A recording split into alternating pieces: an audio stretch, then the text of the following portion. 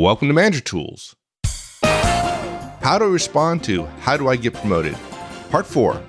This cast answers these questions. What do I tell my directs when they want to get promoted?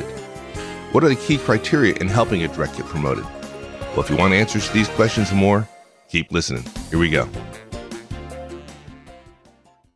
Folks, we're adding a new conference to the Manager Tools rotation this year, the M Conference, the Future of Management. Rather than a training session, we're going to be tapping the strength and knowledge of our Manager Tools community.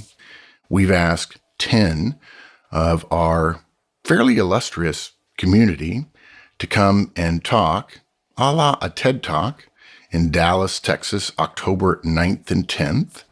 We have 7 C-suite executives and 3 VPs, and they're going to be talking to you about the next phase of your professional development, maybe what can help you get to the next level, even the executive level for many of you. We are really excited that we can keep the price down to $3,000, which is only a little bit more than what you would spend for attending 2 days of one of our regular conferences. And we have a special treat for you. For all 50 slots, there are only 50, and I'm told that some are already been pre-reserved. You will get a 10-year rebate for the cost of your license if you're a licensee. So that's worth $2,000, 200 times 10. If you're not a licensee, you get 10 years of licensing, and then it'll only cost you $1,000. We're excited about this opportunity. Hope to see you there. You can find it on the website. So the next step then, of course, after doing all that is explain the process, right? People have to have an idea of how it works with how promotions work within the organization. And knowing this was coming is what led to my aside in the beginning of this cast, where I talked about how people ask this question and managers mistakenly, cynically think that they ought not to be asking that and they should know better, which probably when the manager was this person's age, they didn't know any better either, because this is the part, the process part, that I think professionally immature, don't take that the wrong way, young people don't know the process and think that a promotion is about ticking boxes, when in fact it's much more holistic than that. It's about the future of the organization. And so you'll note that explaining the process comes last. If you explain the process first, people will think you're giving them a recipe. But in fact, there is no recipe. And we all ought to know that, because if you're a manager, if you have, let's say you have 10 years of experience, and I'm not saying it should take that long for anybody to become a manager, but if after 10 years, you don't know that promotions are not simply a case of there are 9 boxes, you ticked all 9, therefore it's automatic. I mean, there are so many factors that go into promotions that even talking about the 2 of them, results and relationships, may be for some of you an oversimplification. It's not, because there are some things that are so complex that to suggest that it could be 9 boxes is ludicrous. Because I can immediately shoot down that theory with, you give me an example of somebody who's ticked 9 boxes, and I can tell you about having done that. I can guarantee you I can create a situation within the organization, within you, within that person that proves, and you and I will agree, they will not get promoted. There are no amount of boxes you can tick on something that is so complex. And so we have to simplify it in order to be able to communicate it in some fashion. And you better not explain the process first before you talk about the big picture of results and relationships. So again, this is last. And if you tell it first and your direct thinks it's a system to be gained, they put too much energy into the tactics for advancements rather than substance for success. What you want is directs who get results and create relationships and achieve at a high level and then are rewarded. It is the reward that people see as what makes them successful. But in fact, that's not so. in the same way that a trophy is not the same thing as winning a golf tournament. The golf tournament was won through, 280 strokes or however many it takes to win. The trophy is an emblem. The promotion is an emblem for that, but that's not success. Advancement is an ancillary outcome, not a result to be achieved. You could even say achieve success, which you and I both know is success, and let the promotion be an extra reward, because the end result of this is trying to keep up with the Joneses.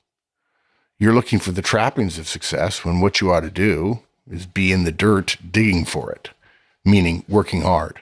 And if you get success, great. And if you don't, let the hard work that you did for the right reasons, for the right people with the right ethics, be your satisfaction. Now, that maybe sound old-fashioned, but sometimes old-fashioned is true. Now, look, every organization is different. I can't describe everybody's process, obviously. You'll have to modify this generic description that we're going to share with the way your organization does it. If you don't know how your organization does it, and a lot of us don't, it's normal. Don't beat yourself up. Share this generic approach and then make it a habit of starting to learn more about your firm's approach. Okay, here's how it might sound. So those are the things you can work on: results and relationships, substantive work, and strong communication. Here's how most organizations approach promotion situations. The first thing you should know is that people are never promoted by their boss. Never. Okay? At a minimum, it's your boss's boss. For you, that means my boss. Sometimes it's even higher than that. Sometimes it's a committee. In really well-run organizations, a senior exec in your division weighs in, or at least blesses who's going where. This is all part of succession planning. Okay? Promotions are part of our organization's succession planning. Succession planning, if you don't know it, takes up a significant portion of time of the most senior people here. Great CEOs. An example I know of, I have a very good friend here near where I live that I see once every couple of weeks. And we have dinner, our families get together and so on. Is good friends with Larry Bossidy. In fact, is on a couple of boards with him. Larry Bossidy is one of the greatest CEOs in modern history. And if you read his book, Execution, which we highly recommend, and even though it's probably 20 years old, is still a masterpiece, he says in his book, I spent 30% of my time on people. And Larry Bossidy, by the way, is not a people person. He's a results person. And his first rule is spend your time on people. Go figure. And look, to be clear, if what you want is a promotion, and you've done all the things I've described here beautifully, you won't get promoted if there isn't an open position for you to move into. And I know that's probably frustrating for you to hear, but that's the way it is everywhere.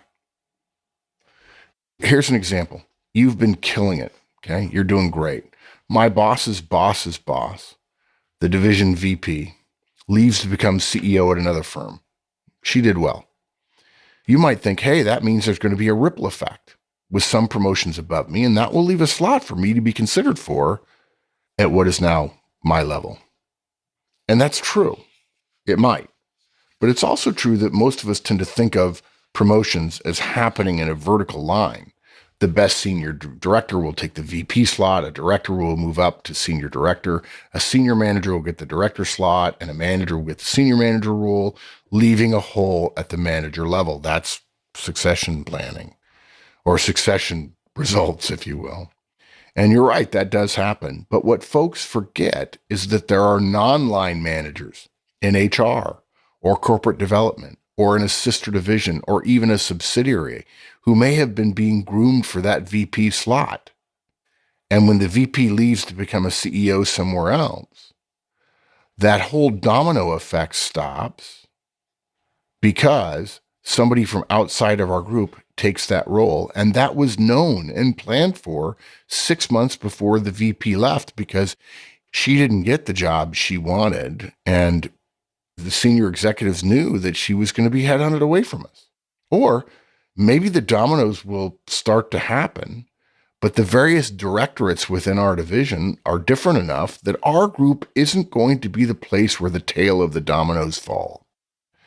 What's more, the CEO says, well, I never really liked the way that previous person there had that division structured. And this is an opportunity since she's left to reorg the whole thing. And frankly, if you look at the next 5 years, they're not going to be contributing as much profit to the organization as they did 5 years ago. And therefore, the structure that we came up with that's been in place for 5 years and could stay this way for the next 5 years and only make their numbers look worse means that they're a little bloated. And by the way, I'm talking about the CEO looking down on the division you're in, where the VP just left. And he says, let's collapse them a little. So the VP leaves and the CEO says, well, we probably need to have some attrition happen over there because I think they've got 10% too many people. That actually might leave less manager slots in our division, our directorate, our group, because someone leaves. It's not exactly that, but it's the net effect of it. Boom. Opportunity for promotion becomes a situation where there are some packages offered for folks to leave. Less opportunities, not more, and you're not getting promoted, and neither am I. Now look, dude, I don't mean to paint a bleak picture here, okay? Sometimes the CEO lets his VPs run their own succession plans, except for maybe the top 200 or so managers who are looked at by our C-suite regularly. And the dominoes do come our way. But hopefully what you're hearing here is all of that is out of our control. And succession discussions are generally held pretty close to the vest.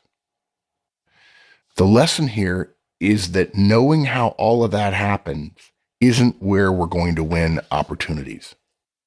At a macro level, about the only trend that is going to improve our chances for more responsibilities is company growth. Growth is the rising tide that lifts boats by creating more managerial opportunities within our existing organization. If you've ever seen somebody get promoted that you didn't think deserved to get promoted, before you decry that in some way, ask yourself 2 questions. Am I not just frustrated that that person seems different than me? And might that be a very soft form of feedback to me? Or secondly, has growth in that area or in the organization lately been so significant that in fact there are more opportunities being created than there are what I would describe as highly qualified potential promotees? And so they were left to promote the most qualified, who may not, in your mind, be highly qualified. Okay. If our group adds more people to handle increased sales, more managers are going to be needed because most companies tend to have a general idea about what their span of control is. So if our 250 person group adds 25 more people, we're now at 275, we'll have an increase, a relative increase in the number of managers. That doesn't always happen. That's an oversimplification of growth, but it absolutely could happen. But dude, here's my point. The best way for us to affect company growth is, you guessed it, exceptional results and relationships. There's creation, and then there's maintenance. We create relationships via one-on-ones while we're rolling out the Trinity. And once we've completed that process, we're in the maintenance phase, which means we need to make sure that we keep working at our relationships via one-on-ones. And it can be hard to stay on track, to keep working. Entropy is always against us, which is why we recommend Roadmap. It allows you to track, to maintain, to nurture those relationships. It's how we measure, and it's how we manage. Get Roadmap with a personal license or an on-site EMC. Now, as far as the actual promotion process at our level, when someone vacates a role close to us, usually that person's boss is supposed to have somebody ready to step into the role. The most likely choice is the leaving manager's number 2, if she has one identified. Once that happens, that manager's vacancy is filled with their number 2. Usually, those decisions are blessed by the boss of the boss who lost someone. And HR gets involved at probably less of a level than a blessing, maybe at the level of having a right to object if there are significant concerns with whoever's been selected to change from heir apparent to heir or king or queen. If there's not a number 2, boy, there's a big mistake. The opening may take a few days to get filled. In that case, the manager of the opening consults with HR, consults with his boss, and in almost all cases, the person chosen either meets with HR to discuss compensation or with their boss after the boss has consulted with HR. We generally can't assume that the person getting promoted takes over the leaving person's pay package. This is a huge misunderstanding that people have. There are some standard changes that include some additional benefits at higher levels, but actual salary compensation isn't as simple as most people think. A vacating manager with 20 years experience will likely have been paid more than his replacement. As you probably know, because of something called salary bands, it's possible that a direct who is paid at the top of her range is already being paid above the lowest level of the manager role they're being promoted into. Now, look, I'm not trying to say that you would suffer a reduction in pay with a promotion. You'll get an increase in most situations. And I say most because it's possible that you'll get a promotion without a pay increase. This seems to annoy people enormously, but it's absolutely reasonable. And it happens far more often than people realize. And it's not necessarily a slap in the face. It's a case where administration of salary for large organizations is complex, has to be simplified in order to not have 5,000 people in HR managing everybody's individual salary and comp plan, and your particular situation. Large systems often fail when the result of that large system is applied to any individual. On the other hand, it's possible that small failures with every individual who come in contact with this large system still end up to a net additive when it comes to the productivity of the organization versus the individual. I know that doesn't sound particularly efficient or particularly holistic or something like that. I don't care. This is the history of mankind we're talking about here. If you get promoted during a weak market, you may be expected to keep your existing pay even as you get a promotion. Now, I'm not saying that you should be happy if that happens to you and you say yes because you want the promotion and a new chance to succeed, and then 3 years later, the company's doing well and your boss is saying to you, yeah, you need to still stay at the same level. I'm not saying you should be happy. I'm saying that before you have a conversation like that could make you unhappy, you probably, if you're a manager or more than that, should have been able to build enough relationships in HR and sit down with somebody in compensation and have salary bands explained to you and where you are relative to the bands and where you used to be relative to the bands, and find out whether or not you have a case to be made saying, boss, I'm really sorry. I've been in this job for 3 years. You told me in the beginning that I couldn't take a raise because I was at the high end of a salary band, which put me at the middle of this band, and I'm a new manager, and so it would take me a while. But, I've been in this job for 3 years. The average tenure in this job is 4.5. That means I'm 2/3 of the way through, and I'm still now at, maybe I'm at 45% of the pay level. I'm sorry. And don't kid yourself, folks. It's absolutely true that there are bosses who will say, I think I can get away with telling this guy, sorry, things aren't doing well enough. I'm not going to give you a raise this year.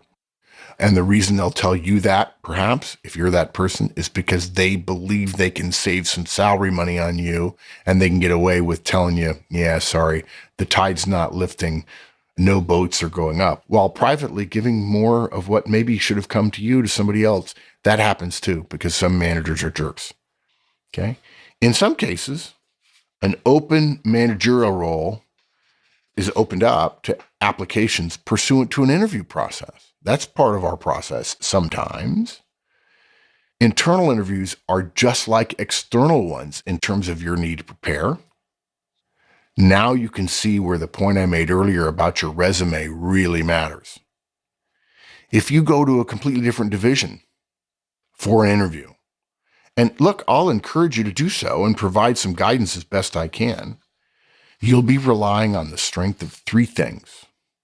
Okay, your performance, your relationships, do they extend all the way over there? Or can they extend by extension all the way over there? And your interview preparation / performance. And it's fairly normal for there to be someone in the mix when you're interviewing outside of your group, usually from that group itself, for whom the promotion will be theirs to lose. The interview process validates whatever choice the decision maker will make, and sometimes gives him or her political cover to make the promotion that they do. So I've given you a whole bunch of things to think about, and hopefully you realize now I've opened your eyes a little bit. I didn't know this when I was starting out. There's a lot to consider here. The process is good to know about, but don't think that you're going to be successful in gaming it. The process isn't where your leverage is.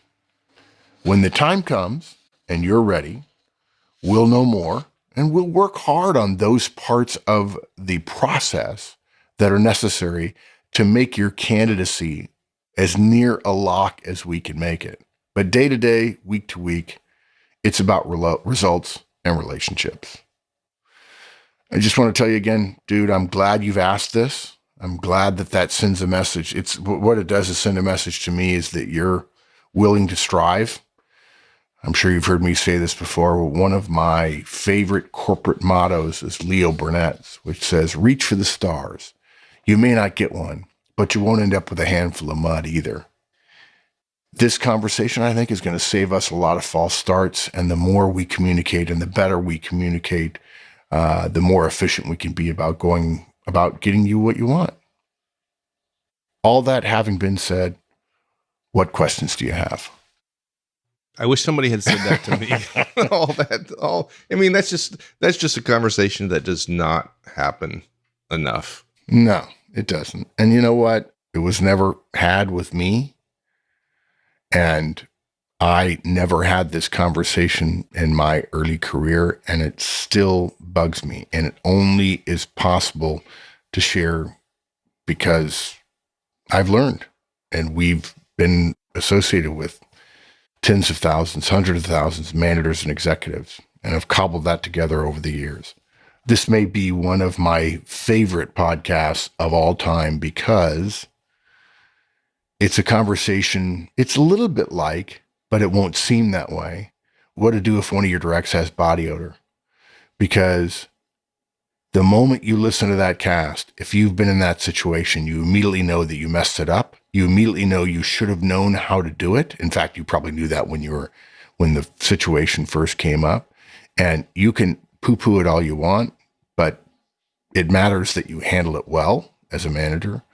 This conversation, there ought to be no cynicism about it. You've probably been on the giving end of the question, and now you know your old boss didn't do it all that well. But we don't want you to go through what Mike and I went through, nobody telling us how to do this. And we had some great bosses, but you shouldn't have to learn this the hard way.